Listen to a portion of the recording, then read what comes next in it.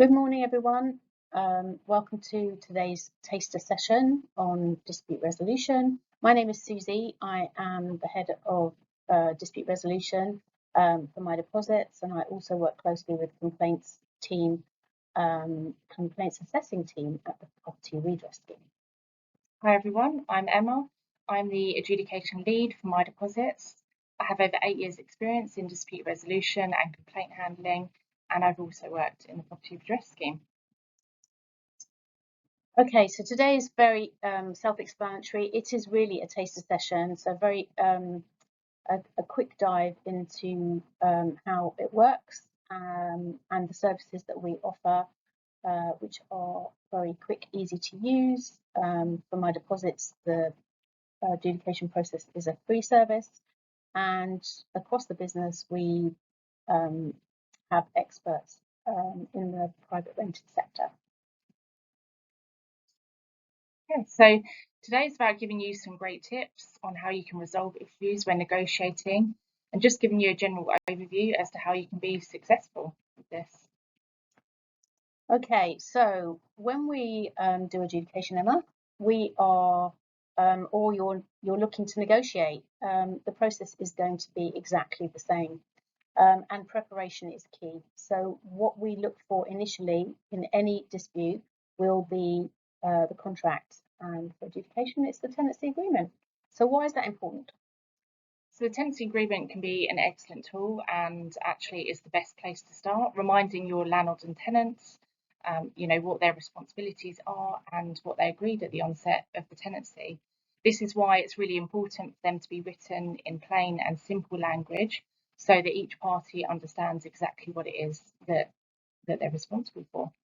Yeah, it's like reminding your tenants that they are responsible for keeping it clean, returning it in the same condition, but at the same time letting your landlords know, don't forget fair rental wear and tear applies. Yeah. Yes.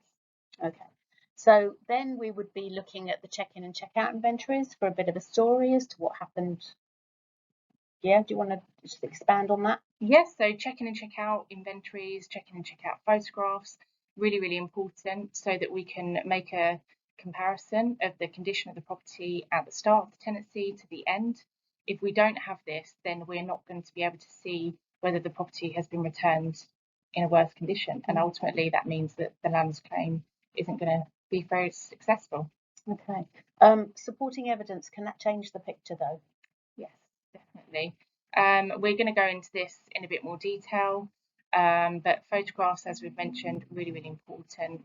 Communications, contractors' reports, and things like that. Okay, good. So what we do ultimately is, with all the documents that we see or that can be provided by both parties, actually build that picture. And what we're looking for is to see whether the tenant has actually caused some damage or hasn't done something that they should have done to cause what's happened, and they are responsible for costs to make it right. So we're then looking at sort of judging if the costs claimed are reasonable. And we of course have to factor wear and tear into most of the claims we make, but not all, and we're going to follow up on that a bit later as well. Yeah. Okay, so when we're negotiating, what we're looking to do, anybody that negotiates will understand, you want to achieve a result, you want to let the parties move on. If it's during the tenancy, you would, the best outcome will be to keep that relationship intact. And obviously it's going to save time, providing the adjudicators or dispute case assessors time in putting a case together and sending us all the evidence. And of course, when you've resolved something, everyone can move on, and that settlement is done and dusted. So we talk a lot more in other workshops about negotiation, but it's a skill that everybody in the business needs to have.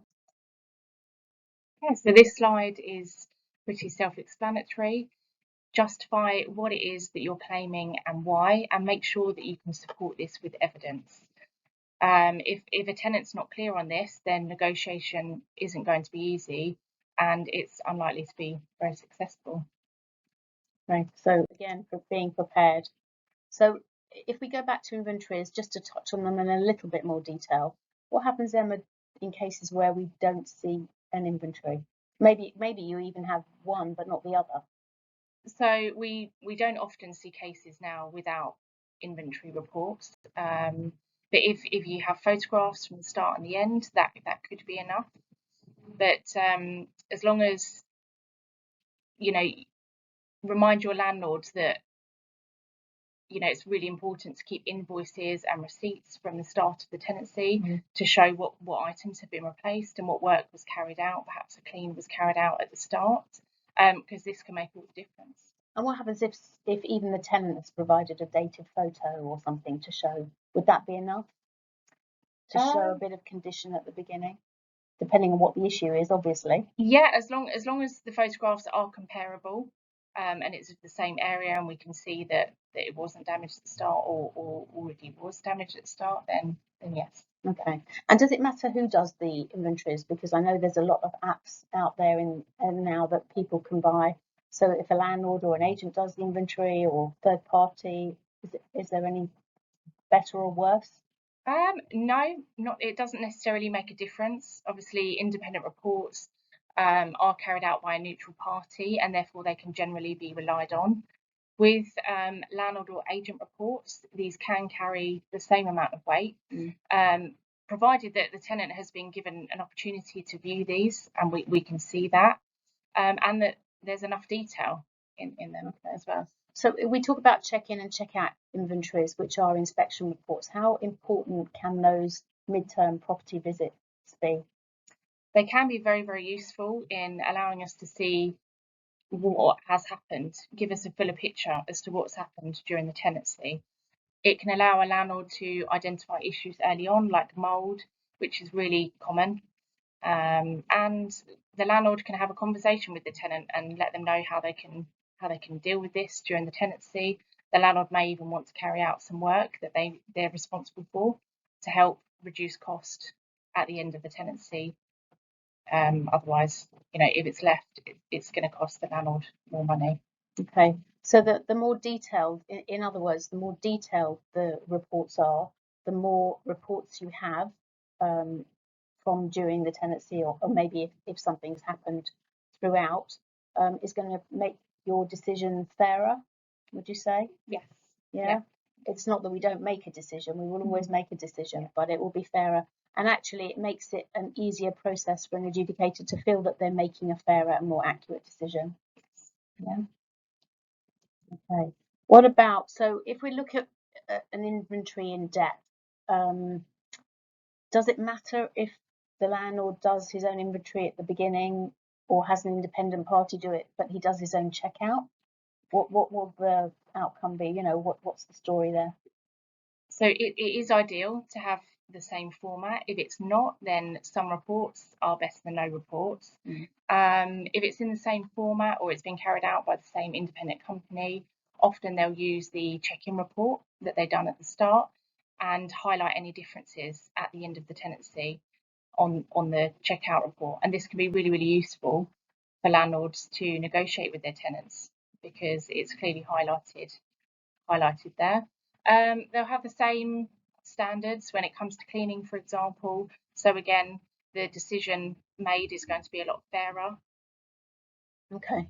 All right, makes a lot of sense. So think about format and terminology if you are considering doing one and letting a third party do another. Interior, obviously, we see most inventories we see now are room by room. Yeah. How many do we still see that don't have any record of the outside, the exterior of the property, be the garden, whatever it might be? Yeah, we see a lot of these now that don't include, for example, outbuildings or the inside of outbuildings, driveways, and at the end of the tenancy, you know, damages are being claimed to these areas. And unfortunately, if we can't see the condition at the start, then we're not going to be able to say that the tenant has caused any issue. So I suppose it's rare, but sometimes tenants might make an admission. Yeah. Yes. They just don't like the amount that the landlord's claiming. Yes. Okay. So consider that when you're negotiating. You know, do you have to concede on some level? So it becomes about the skills of negotiation. What about description as opposed to photos? So if you haven't got photographs, description is really, really important. We see a lot of check-ins, for example, that might say newly painted at the start, but they don't record the colour. and at the end of the tenancy, a landlord's claiming money for redecoration because the tenants painted the property in bright colours. But if we're unable to see what colour the walls were at the start, then again, the landlord's claim isn't going to be successful there. Okay. All right. And then obviously condition is what we look at, but we also look at cleanliness, the standards, and we talk about standards of cleanliness because tenants can clean exactly the same as cleaning companies. So, but that's a whole other ball game. But what about condition and cleanliness on inventories itself? What should they record? So ideally, condition and cleanliness should be recorded because they are different. A lot of inventory companies or apps now have a cleaning summary at the top of the report, which is really, really helpful to us, and it will be helpful to you as well when you're negotiating with the parties. With cleanliness, the tenant is always responsible to return the property to the same standard as what it was in at the start, whereas with condition, fair wear and tear would need to apply.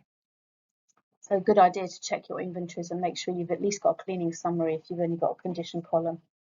Yeah. Okay, so they need to be done. What is a reasonable time in terms of before a tenancy starts and ends? So ideally, no later than a week from the start of the tenancy or the end of the tenancy.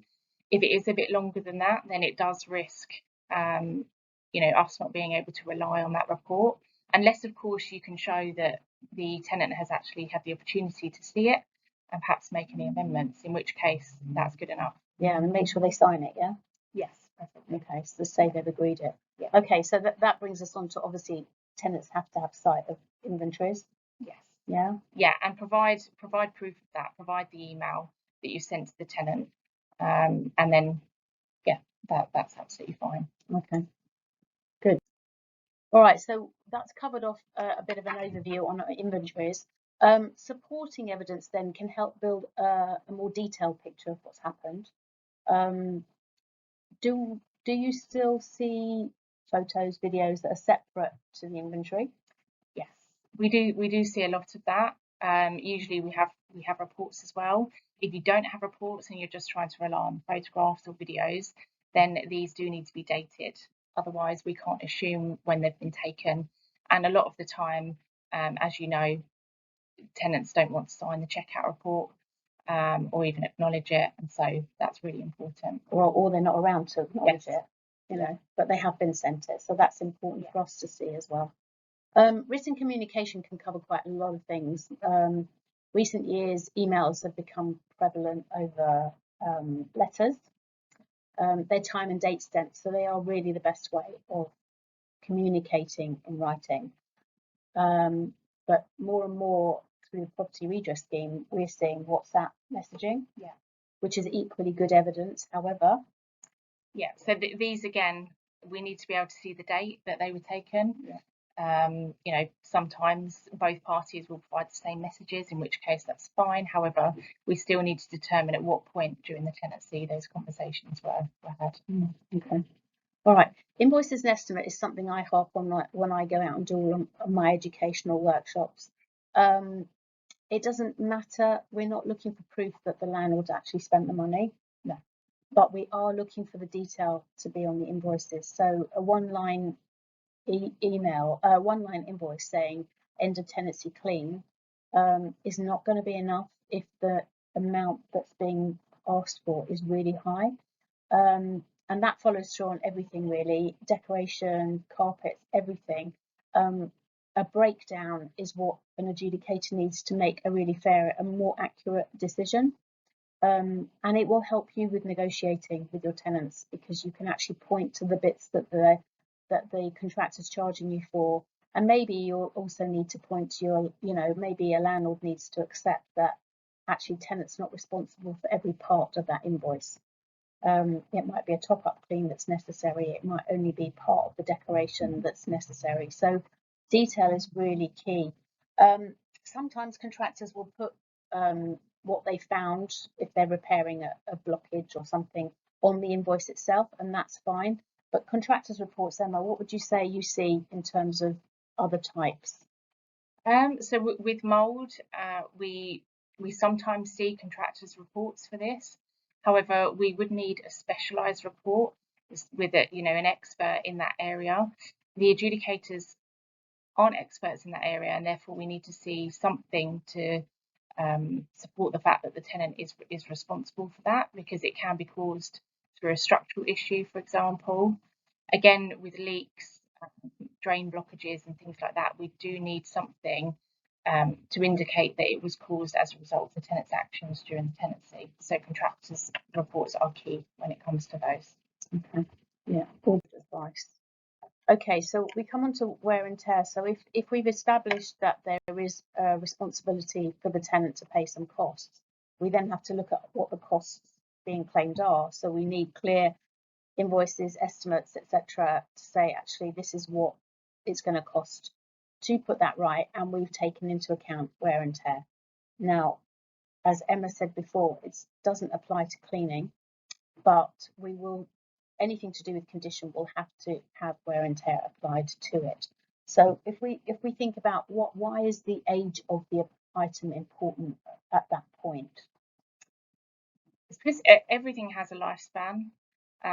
So perhaps if the tenant moved in the property and the decoration was not new, went on to live in the property for another 4 years, the average lifespan of decoration may be approximately 5 years in a rented property.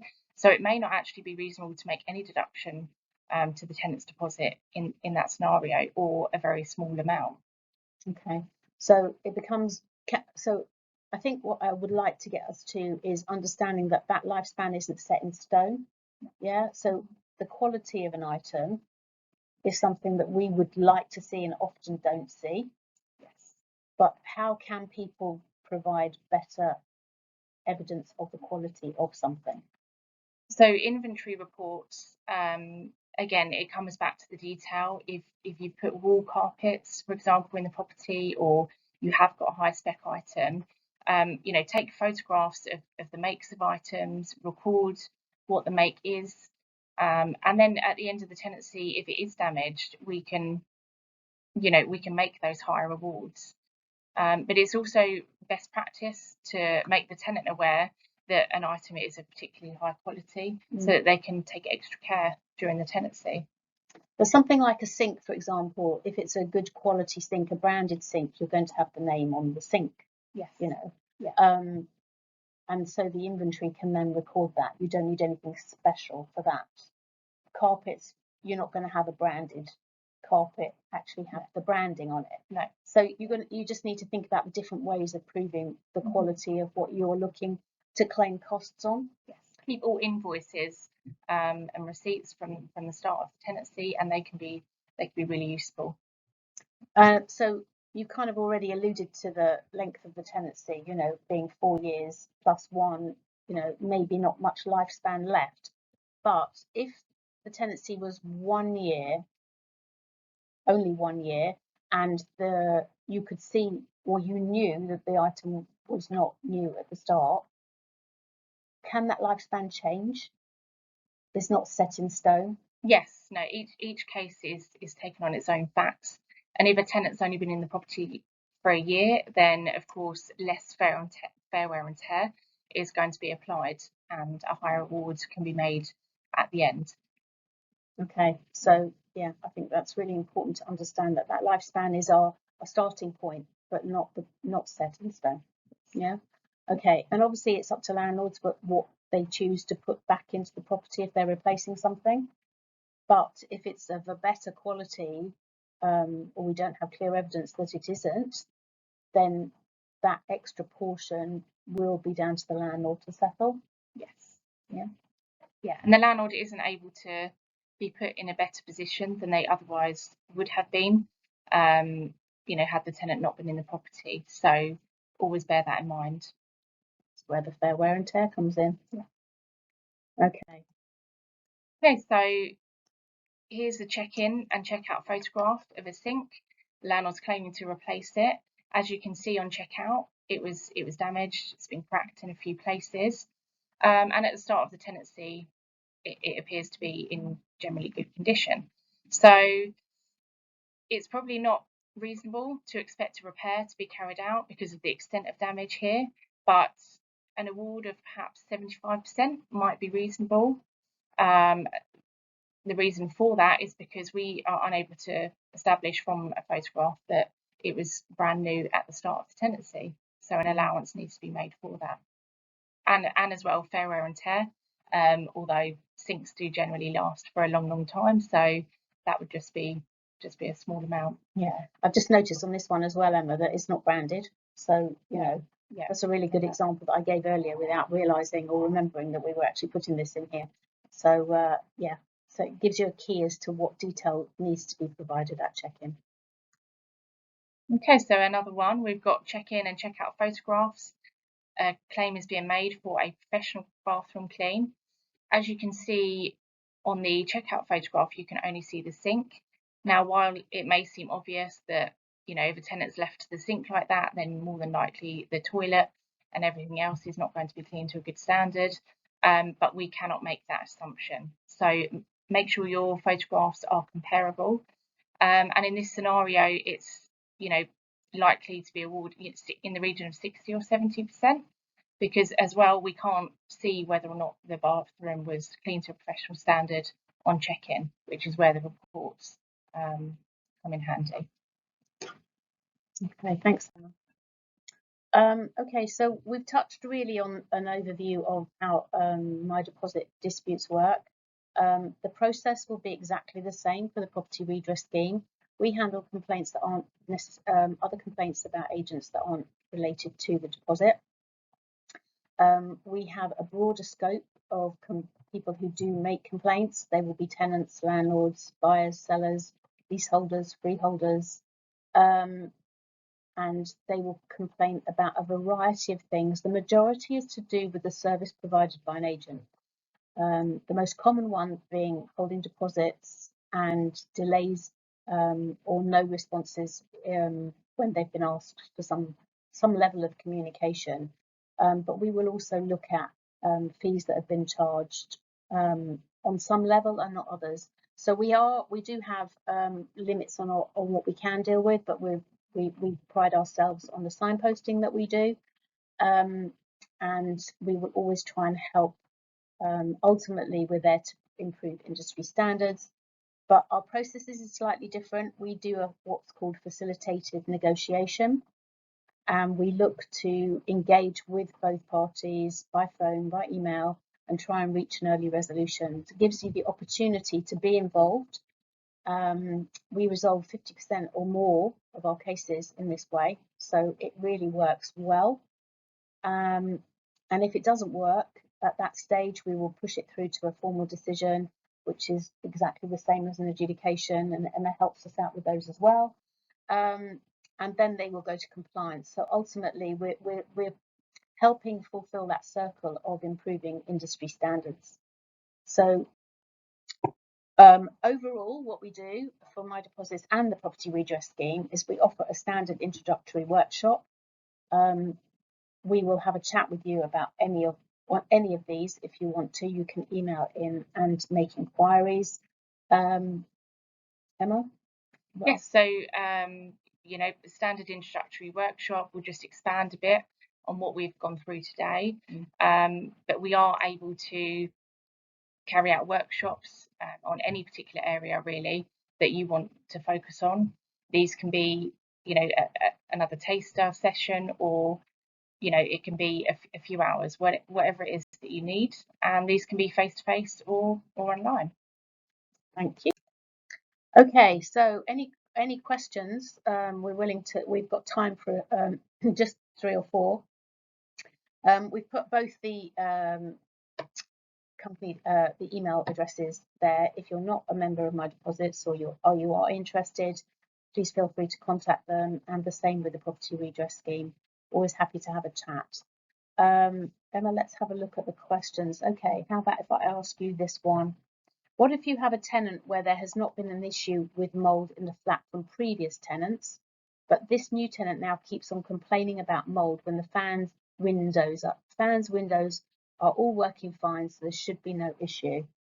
Yes, so that could be an indication that you know, it is the tenant's lifestyle habits that are perhaps causing the mould. You might want to get expert advice an environmental health report, for example, which I believe are free, just to see what the primary cause of the mould is. Before doing that, you might want to just advise your tenants how they can best deal with that and how they can ventilate the property. The tenant should always make the landlord aware when they're experiencing issues like this so that they can address them there and then. But yeah, I think it just comes down to what the cause is and whether or not the tenant is responsible. Interestingly enough, condensation, damp and mould is the subject of this month's newsletters for both My Deposits and the PRS. So you can find a lot of newly posted guidance on our websites. There are case studies and there is guides. There's a quick guide for tenants on there as well, which gives you sort of the top tips to pass on to your tenants. So please do check out our websites. Okay, we've got another one here. So, can you keep the deposit if the tenant owes rent? Okay, well, I think I can speak for both of us. If the claim is for rent only, we will go back and ask the tenant if they've paid the rent. If they can't prove that they've paid the rent, it's not something we will take on. No, not unless there's other issues that can't be resolved. We will take those issues on, but generally, if the tenant can't provide a good reason as to why the rent hasn't been paid, then yes, it won't be accepted. But the other half of that question, I suppose, is you can keep the deposit if the tenant is not pay, it owes you rent, and it's then for the tenant to come and fight you for it. But he wouldn't be able to raise a dispute through My Deposits. We wouldn't look at that. Okay. All right. How about this one? I found a written inventory with few images less useful, and now provide over 300 to 400 opening images, date stamped and filed per room. Do you think this is sufficient without using written notes as well? So photographs are really helpful. If there's no written notes, the only difficulty can become when we can't see, or when you don't highlight to us what exactly it is that you're trying to show. So it's really important to label them. And also the quality. If the quality of the photographs aren't good, then it's going to be very difficult for us to be able to see whether something's returned in a poor condition or not. Do you think cleaning could be an issue with only photos? Yes, so with cleaning, it's really difficult, especially with things like dust. I mean, for a start, you'd have to take several photographs. But also, you can't necessarily see cleaning issues very well in photos. So I think some written narrative is best, as well as photographs. Yeah, okay. Yeah, I think that covers off that one. And maybe one last one. I had a kitchen with matching cupboard doors. The tenant had a kettle too close to the cupboard and damaged one of the doors. Can you claim for replacing all the doors? So the short answer is no. Unfortunately, while you might not be able to source the same cupboard door as the rest, hopefully you can. However, a tenant can only be responsible for the extent of damage that they have caused during the tenancy, and it wouldn't be in proportion to the breach if we were going to award for, essentially a whole new kitchen. So I think, whilst it's unfortunate, we do need to be reasonable when it comes to those claims. Okay. Well, thank you very much for joining us today. I hope you found the session useful. As I say, we offer a lot more detail in other sessions, so please email in any other questions or any other interest you may have. And thank you very much. Thank you.